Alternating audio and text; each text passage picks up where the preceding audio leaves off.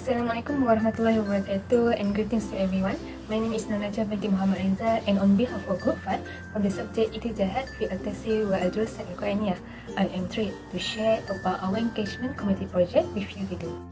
On the 18th of May 2024, we have participated in a program titled Synergies Academic Activity at Dewan Orang Ramai Kampung Cangkat Gombak. So this program was just not an opportunity to contribute to the community, but also a chance to put our learning into action and connect with the residents of Kampung Cangkat in a meaningful way. And our primary objective through this program were twofold. Firstly, to raise awareness within the community about the importance of maintaining a clean and healthy environment.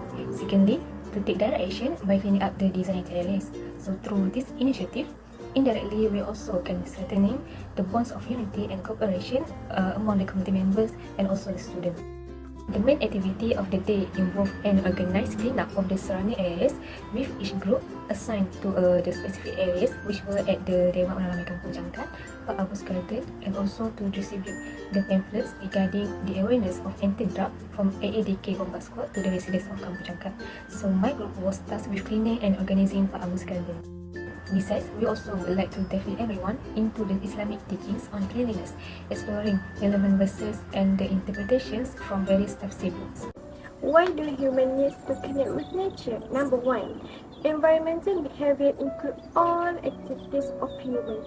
For example, a walk. Any human movement, even breathing, have a certain influence on the environment, greater or smaller, positive or negative. Saint Lucy is very close and esteemed to nature.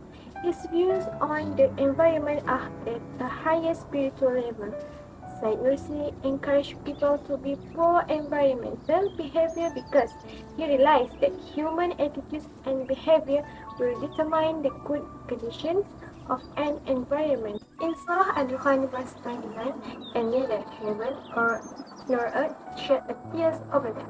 Look how nature connected with human when the man of misguidance dies. Do not weep over them while the man of guidance is dead. The heaven and earth do not want them to depart. Number 2.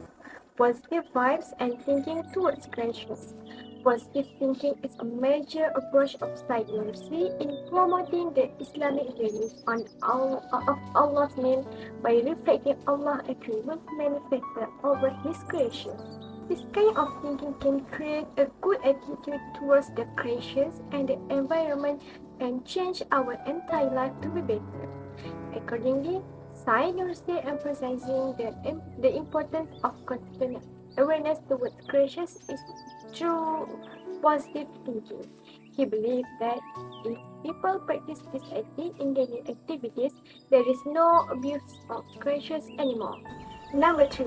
The nature is reminding human to a creator of Allah subhanahu wa ta'ala. Allah gives us indication of His existent mercy and present by His creation of people, places, and things on earth. Allah says in Surah Qaf, verse 7 and 8, and the earth will spread out and kiss the rain from its set mountains, and we have made to grow the rain of all beautiful kinds, giving insight and a reminder to every servant who turns to Allah.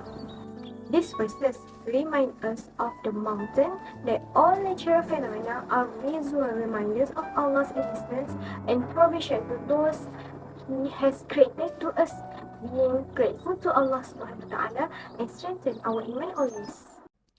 Alright, now I will proceed to the ways for maintaining cleanliness of nature, since it is related to our project where we are doing joint work activities in Pak Abu Garden area. Since it is related to the environment, it is appropriate for me to share some tips for us to maintain the cleanliness of nature. Why? This is because environmental care is also emphasized in Islam. Although there is no verse in the Quran that specifically mention the way and method of protecting the environment, there is a verse that demands us to take care of nature through Allah subhanahu wa ta'ala prohibition on all humans from doing damage to the face of the earth. As Allah subhanahu wa ta'ala said in Surah Al-A'raf, verse 56, أعوذ بالله من الشيطان الرجيم ولا تفسدوا في الأرض بعد إصلاحها وَادْعُوهُ خَوْفًا وَطَمَعًا إِنَّ رَحْمَةَ اللَّهِ قَرِيبٌ مِنَ الْمُحْسِنِينَ, and cause not corruption upon the earth after its reformation, and invoke Him in fear and aspiration. Indeed, the mercy of Allah is near to the doers of good. So, without wasting time, I will continue with the ways how to keep the environment clean.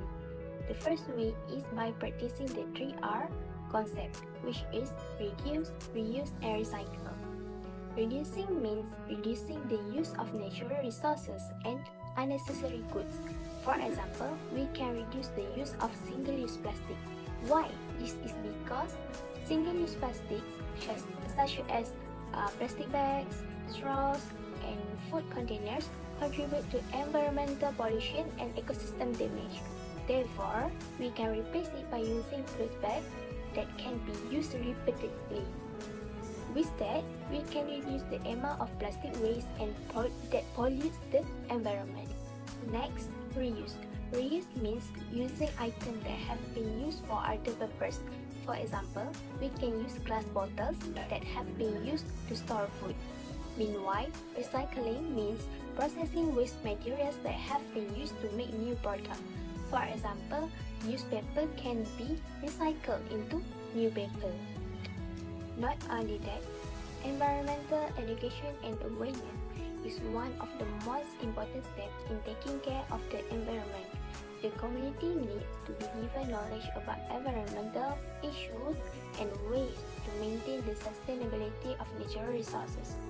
Environmental education can be started at the primary school level by including topics such as biodiversity, resource efficiency, and pollution issues in the curriculum.